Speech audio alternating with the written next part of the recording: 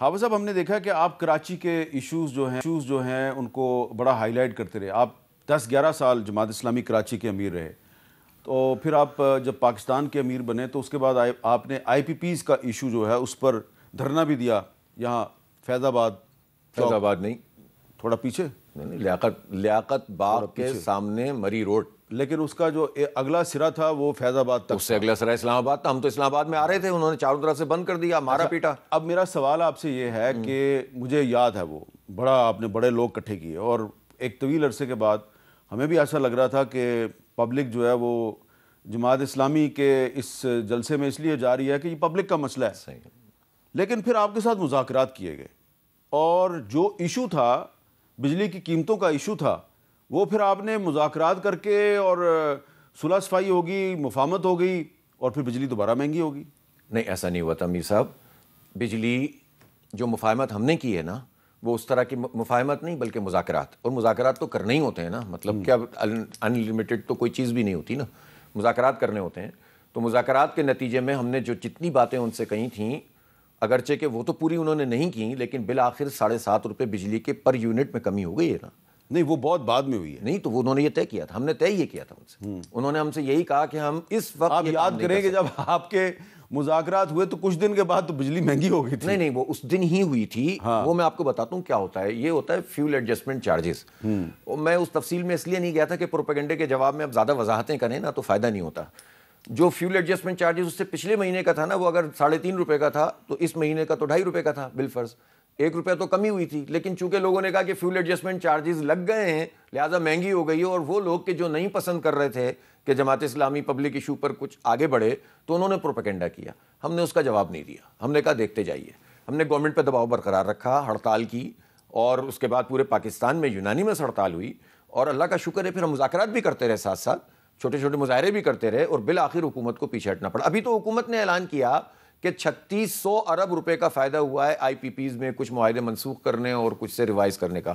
ہم ابھی بھی لگے ہوئے ہیں, اور میں یہ آپ کو بتا دوں کہ ہو سکتا ہے کہ اس اجتماع عام کے اینڈ میں ایک نئی دھرنا تحریک کا ہی ہم اعلان کر دیں, اور اس میں ہم پبلک ایشوز پہ جو خاص طور پر یہ بجلی کا مسئلہ, خاص طور پر یہ گیس کا مسئلہ, ان سب چیزوں کو ہائی لائٹ کر کے ہم ایک دفعہ پھر. اچھا, اب کراچی میں ای چالان شروع ہوئے ہیں, آپ اس کی بھی مخالفت کر رہے ہیں؟ نہیں, چالان کی مخالفت نہیں ہے. 2 باتیں ہیں. ایک تو یہ کہ بھائی سڑک تو بنا دو, پہلے سڑک بنی ہوئی ہے, چالان کیے جا رہے ہو. اور دوسری بات یہ کہ جو کراچی میں چالان 5000 روپے کا ہے, تو ملک کے باقی حصوں میں اگر وہ 200 روپے کا ہے تو یہ ظلم مت کرو.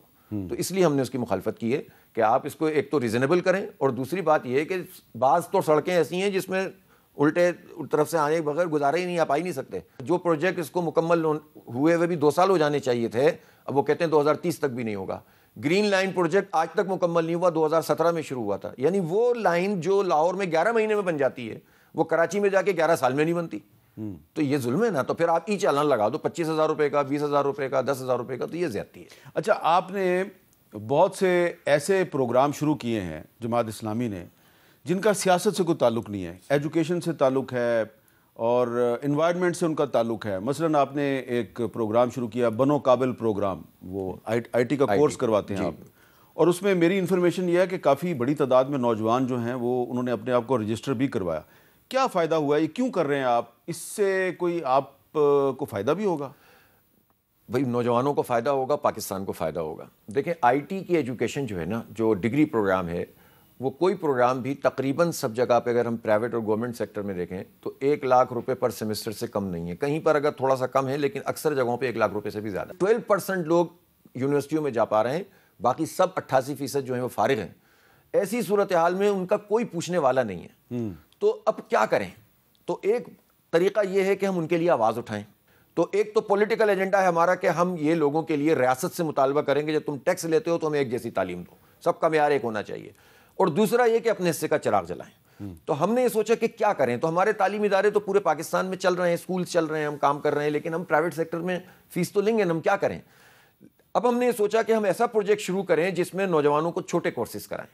چھوٹا کورس کرانے کا فائدہ یہ ہوتا ہے کہ 40-50 ہزار کی اس کو جاب مل جائے گی, خود سے کام شروع کر دے گا. کوئی اچھا شائننگ بندہ ہوگا تو لاکھ بھی کما لے گا, فری لانسر بن جائے گا.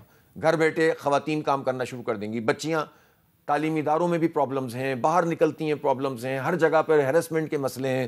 بہت ساری فیملیز نہیں چاہتی کہ بچیاں باہر نکلیں, ان کو سکھا دو, ان کو ہم نے تو ہاؤس وائفس کے لیے بھی پروگرام شروع کر رہے ہیں ہم. تو یہ ہم نے شروع کیا, اللہ کا نام لیا, کراچی سے وہ یہ سٹارٹ کیا تھا, اور اب یہ پورے پاکستان کا پروگرام بن گیا. کتنے نوجوان رجسٹر ہوئے؟ 12 لاکھ بچے 12 لاکھ اس میں رجسٹر ہوئے ہیں. جو رجسٹر ہوتے جاتے ہیں ان کے ہم ایپٹیٹیوڈ ٹیسٹ کرتے چلے جاتے ہیں, پھر ان کے انٹرویوز کر کے ان کو کیمپسز میں ایڈجسٹ کرتے. بڑا بس اللہ کے نام پر چل رہا ہے. اچھا, یہ ضروری نہیں ہے کہ جس نے آپ کے بنو قابل پروگرام کے ذریعے آئی ٹی کا کورس کیا ہے وہ بعد میں آپ کو ووٹ بھی دے گا؟ یہ ہم پوچھتے بھی نہیں ہیں. اچھا, یہ نہیں پوچھتے. کسی بھی پارٹی سے تعلق ہو, کسی قوم, کسی مسلک, کسی مذہب, ہندو ہیں, کرسچنز ہیں, ہم تو ان کا مذہب بھی نہیں پوچھتے, اور ان سے کہتے ہیں بھائی پڑھو, آؤ آگے بڑھو.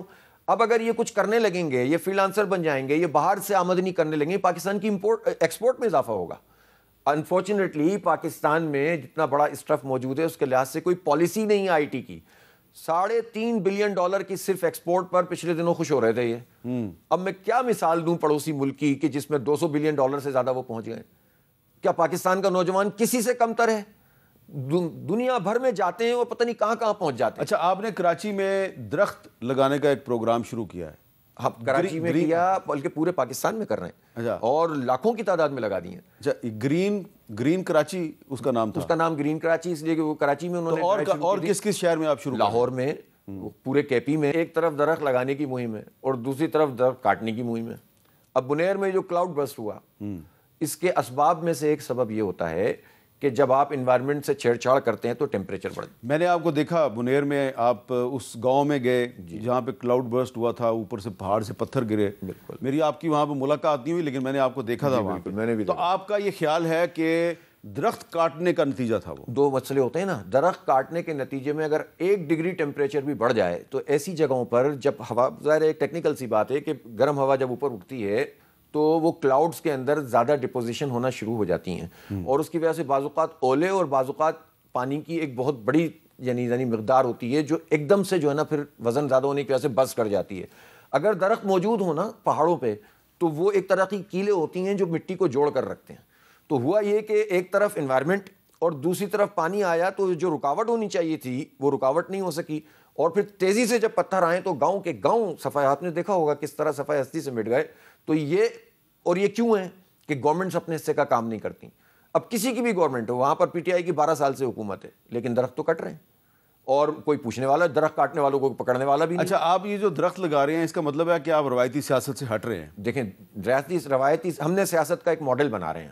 ہم سیاست کا ماڈل یہ ہے کہ عوام کے جینون ایشوز کو ہائی لائٹ کریں, اس کے اوپر سیگمنٹ کر. عوام میں سب سے بڑی تعداد نوجوانوں کی ہے. نوجوانوں کی, اور دوسری طرف ان کے لیے کچھ کریں, کیونکہ نوجوان آج کا جو ہے نا یہ زیادہ دیر تک زندہ باد مرد آباد پہ چل نہیں سکتا, اور وہ یہ چاہتا ہے کہ ہمارے لیے کوئی کیا کر رہا ہے. یہ جنریشن زی کا زمانہ ہے. اچھا, نوجوان جو ہے ان کا ایک اور بھی بہت بڑا مسئلہ ہے کہ ان کو کھیلنے کودنے کے لیے میدان اور گراؤنڈز میسر نہیں ہیں, اور جو لوگ کرکٹ کھیلنا چاہتے ہیں, فٹ بال کھیلنا چاہتے ہیں, اور گیمز کھیلنا چاہتے ہیں, ان کے پاس وسائل نہیں ہیں. ان کے لیے کچھ کر رہے ہیں؟ بالکل. یہ جو بنو قابل ہے نا, یہ صرف ہم اس کو آئی ٹی تک نہیں محدود رکھنا چاہتے ہیں. اس میں ایک تو ہم اسکل ڈیولپمنٹ میں چاہتے ہیں کہ یہ جو ووکیشنل ٹریننگ ہوتی ہے نا, پلمبرنگ کا کام, الیکٹریشین کا کام, سولر کا کام, موبائل ریپیئرنگ کا کام, یہ چھوٹے چھوٹے کام ہیں, لیکن اگر ہم یہ اسکل جب ہو جاتی ہے نا تو اس کے نتیجے میں ان کو پاکستان میں بھی اور پاکستان سے باہر بھی جابس مل سکتی ہیں. تو ہم یہ بھی کریں گے, اور ساتھ ساتھ ہم چاہتے ہیں کہ اس میں جو کھیل, ابھی ہم نے بہت سارے ایسے, ظاہر ہے کتنی چیزیں بتاؤں آپ کو, ایسے بچے ہیں بہت اچھے کک باکسنگ میں تھے, کوئی پوچھنے والا نہیں تھا, ہم نے ہاتھ پکڑا, باہر ان کا ایک مقابلہ تھا, ٹکٹ نہیں تھا ان کے پاس, ہم نے ان کو پیسے کر کے دے دیے, وہ گئے وہاں سے گولڈ میڈل لے کر آ گئے. ابھی لیاری کی ایک ٹیم تھی جو کراچی کی ٹیم تھی فٹ بال کی, اس کو ہم نے اسپانسر کیا, الحمدللہ انہوں نے بہت سارے مقابلے جیتے, شاید ڈنمارک یا سویڈن یا ڈنمارک میں گئے تھے. وہ اللہ کا شکر ہے ہمارے کولیبریشن سے ہوا, وہ بڑے خوش ہوئے. وہ تو ٹیلنٹ موجود ہے, لیکن دیکھیں نا فٹ بال جس کا اتنا بڑا ٹیلنٹ موجود ہے, فٹ بال میں پاکستان کہاں کھڑا ہوا ہے, کوئی پوچھنے والا ہی نہیں ہے. کرکٹ کے میدان کمرشلائز کر دیے سارے. اب یہ جو پرابلم ہے نا کہ کرکٹ کھیلیں کہاں, تو کرکٹ پہلے ہوتا تھا گلی محلے میں کھیلے, پھر اس کے بعد گراؤنڈ میں چلے گئے, سب کا گراؤنڈ ہے. اب گراؤنڈ جو ہے وہ کمرشلائز ہو گیا ہے, اکیڈمیز کو دے دیا گیا ہے, تو ٹھیک ہے اس کے نتیجے میں کچھ تو سیکھ جاتے ہیں. اور اکیڈمیز میں بہت فیس لی جاتی ہے. اور اکیڈمیز چلانے والے لوگ جو ہیں وہ انڈر 19 کے اور قائد اعظم ٹرافی کے کوچ بن جاتے ہیں. اور اب ایک اور بات بتائیں, یہ جو ڈپارٹمنٹل کرکٹ ختم ہوئی, آپ تو کرکٹ سے مجھے پتا ہے بہت اچھی شغف رکھتے ہیں, کھیلتے بھی تھے, تو ڈپارٹمنٹل کرکٹ سے ہزاروں کی تعداد میں جو نوجوان تھے نا, وہ ان کو کوئی نہ کوئی جاب مل جاتی تھی, پھر وہ اپنی کھیل پہ توجہ دیتے تھے, اور کرکٹ ہی نہیں اور بھی اسپورٹس میں. لیکن ایک وقت آیا کہ وہ ڈپارٹمنٹل کرکٹ ختم کر دی گئی اور کہا کہ کاؤنٹی کرکٹ کی طرز پر شہروں کی کرکٹ ہونی چاہیے. شہروں کی کرکٹ ہونی چاہیے, اس سے اچھا کمپٹیشن ہوتا ہے اور اس میں ٹیمیں خریدنا اور یہ کرنا, یہ سب اپنی جگہ. لیکن میں سمجھتا ہوں ڈپارٹمنٹل کرکٹ کا ریوائول ہونا چاہیے, ڈپارٹمنٹل اسپورٹس کا ریوائول ہونا چاہیے. عام نوجوان کو محلے کے اپنے محلے کے گراؤنڈ میں ایکسس ملنا چاہیے, گراؤنڈ بننے چاہیے, اور میرا خیال ہے کسی پولیٹیکل پارٹی کا یہ ایجنڈا نہیں ہے. تو آپ آنے والے وقت میں مختلف جو کھیل ہیں, کرکٹ ہے, ہاکی ہے, فٹ بال ہے, آپ اس کے اگر ٹورنامنٹس کرانے شروع کر دیں کراچی, لاہور, اسلام آباد, ملتان, پشاور, کوئٹہ میں, کر سکتے ہیں, بالکل کر سکتے ہیں. ہم کرتے بھی ہیں لوکل سطح پر. ہمارا جو جے آئی یوتھ ہے, جماعت اسلامی یوتھ, وہ جگہ جگہ چھوٹے چھوٹے ٹورنامنٹس کراتے ہیں, ٹیپ بال ٹورنامنٹس کراتے ہیں. ظاہر ہے ہمارے پاس اویلیبلٹی کا بھی ایشو ہے نا, نہیں ہے گراؤنڈس, لیکن یہ ہو سکتا ہے کہ ہم اس پر, میں ٹھیک ہے, بلکہ یہ تو اچھا ہو گیا کہ میں اس پہ انشاءاللہ ورکنگ کرتا ہوں اور ہم اس پہ بڑے پولیٹیکل پارٹیز کو اس طرح بھی تو آنا چاہیے نا, چاہیے, ہر چیز کرنی چاہیے. اصل میں لوگ یہ کہتے ہیں کہ یار آپ پولیٹیکل پارٹی ہیں, آپ خدمت کا کام کیوں کر رہے ہیں, اور آپ سیاست کر رہے ہیں تعلیم کی. میں کہتا ہوں بھائی آپ بھی کر لیں, آپ بھی تعلیمی سیاست کر لیں, آپ بھی تعمیری سیاست کر لیں, اور آپ ساتھ ساتھ آواز بھی اٹھائیں لوگوں کی. جن کو سیاست نہیں کرنی چاہیے وہ سیاست کر رہے ہیں, اور جو سیاست کر رہے ہیں اگر وہ خدمت کریں تو اس پہ اعتراض ہے.